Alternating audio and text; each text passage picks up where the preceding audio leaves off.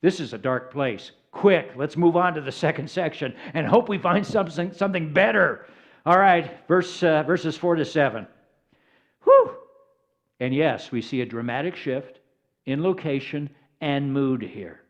So write this down. The focus of these verses in section 2 is the city of God, the community of faith, or you might put in parentheses, the church, because that's what these words are a symbol of. And the message of these verses is this, that peace is found with God and His people. Peace is found with God and His people. Let's read these verses again. They're beautiful. There is a river whose streams make glad the city of God, the holy habitation of the Most High. God is in the midst of her. She shall not be moved. God will help her when morning dawns. The nations rage. The kingdoms totter. He utters His voice. The earth melts. The Lord of hosts is with us. God of Jacob is our fortress. So, notice the change of location. Section 1, we're surrounded by a restless, angry world.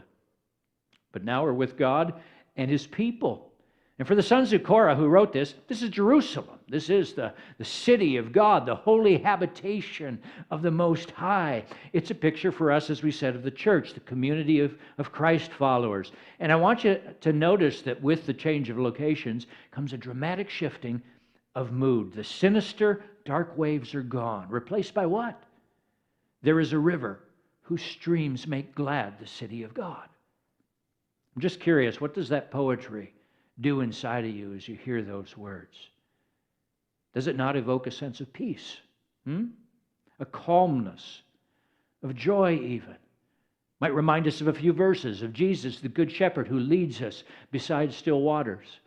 Or maybe that great verse in Isaiah where Isaiah says that God longs to pour out His peace upon us like a what? Like a river. And from the Bible's second chapter to its very last chapter, the presence and peace of God is often represented by a river. Right there in Genesis 2, we're told that there was a river running through the heart of the Garden of Eden that watered the entire garden and the tree of life that was there in the middle of it. Later on, the prophet Ezekiel, in chapter 47 of his great prophecy, he paints for us a picture of the new earth that will dawn one day, after the time when evil and all the enemies of God are defeated. And he describes God ruling from a vast and glorious temple. And out of that temple flows a river. And as it begins to flow, as it goes forth from the temple, it deepens and widens. And the further it goes, and along its banks, Ezekiel says, are all kinds of trees whose leaves will not wither and their fruit will not fail. Their fruit will serve as food and their leaves for healing. What a beautiful picture. And this picture is then caught up by John in his Revelation. And in the last chapter of our Bibles, Revelation 22, John writes this, "Then the angel showed me the river of the water of life, as clear as crystal, flowing from the throne of God and of the Lamb, down the middle of the great street of the city, and on each side of the river stood the tree of life, bearing 12 crops of fruit, yielding its fruit every month, and the leaves of the tree are for the healing of the nations." Here's what I find mind-blowing. You and I don't have to wait till the end of the age to experience this river. Did you know that?